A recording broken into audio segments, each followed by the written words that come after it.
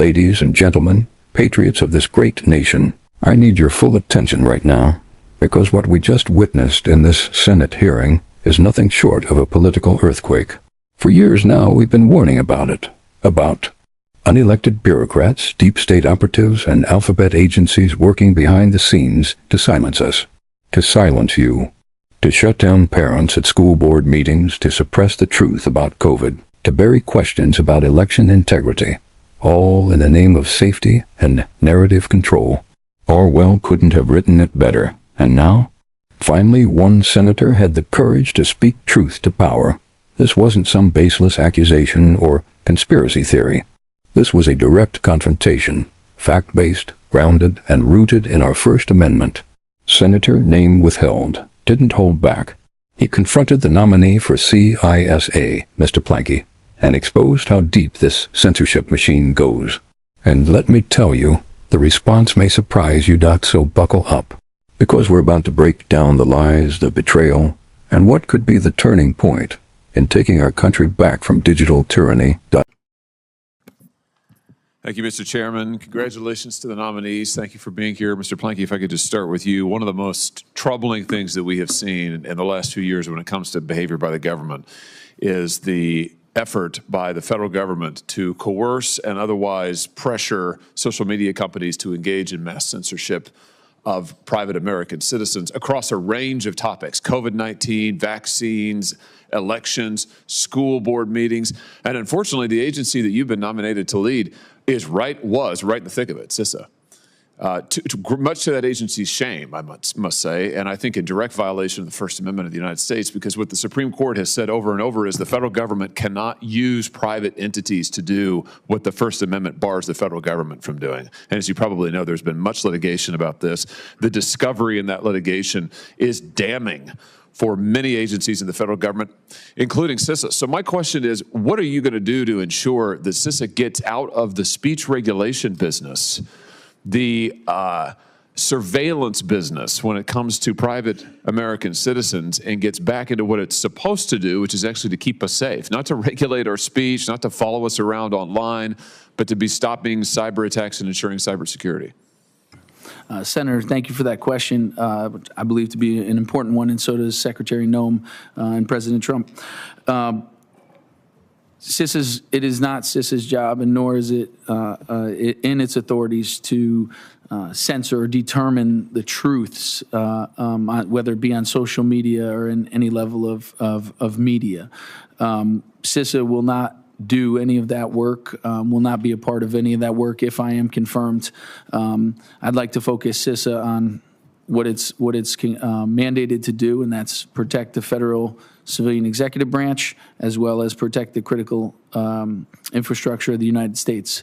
Cybersecurity is a big enough problem. We have adversaries at our door, inside our house, and all over us every day.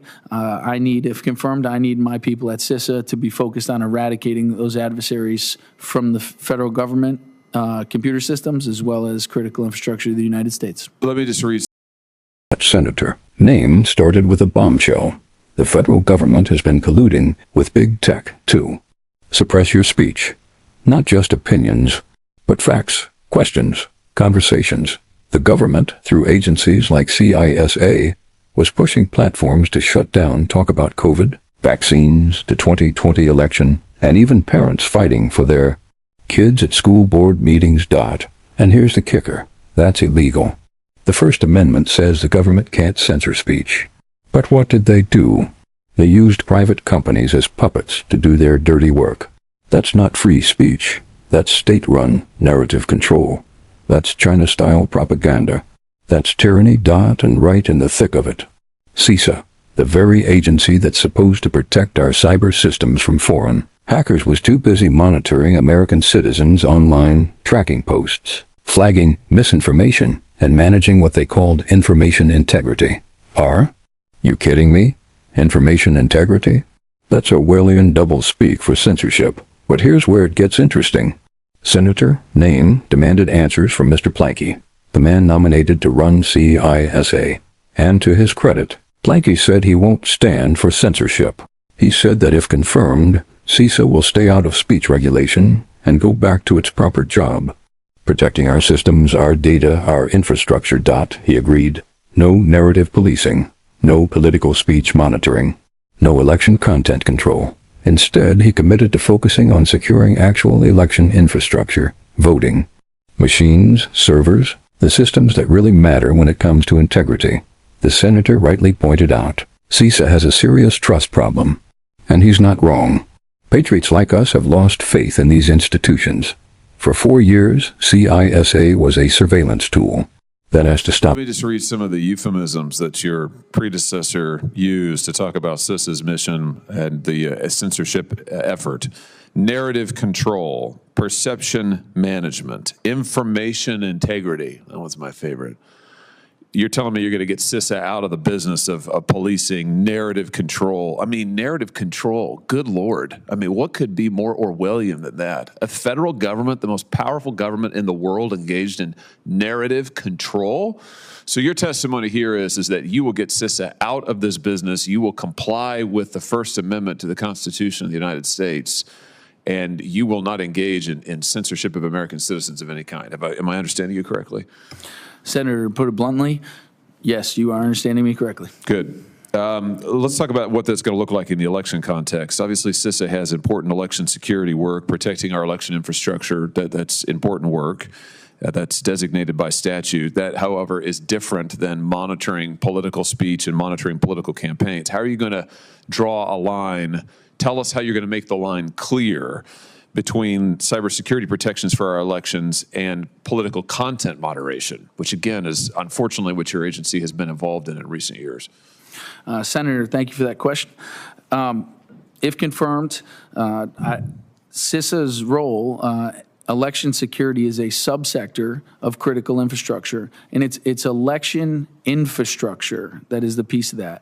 And the president has already given guidance on this in his recent executive order. That guidance says that the Department of Homeland Security will focus on electronic election systems, so e.g. like a voting system, and that a American might use to vote, to ensure that it is assessed prior to an election that there is no adversarial actions or vulnerabilities in it. Now that is tasked in the president's executive order that he has already thought of, down to DHS. If Secretary Noem tasks CISA to do that, which I could imagine she likely will, my team, if confirmed, will focus on the assessments of that election infrastructure. Good. Well, everything you said to me is encouraging. I'm glad to hear it. I know that you appreciate that CISA has a major trust deficit given what's happened in the last 4 years.